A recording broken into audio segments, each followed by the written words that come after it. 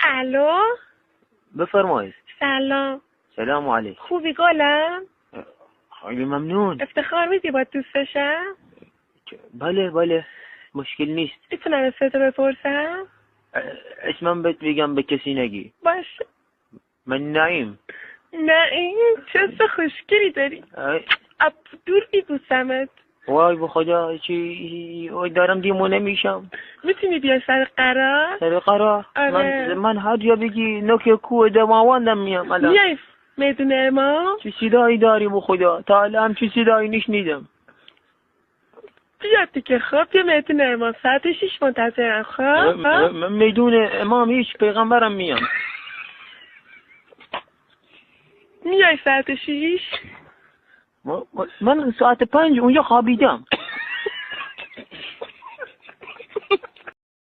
Likey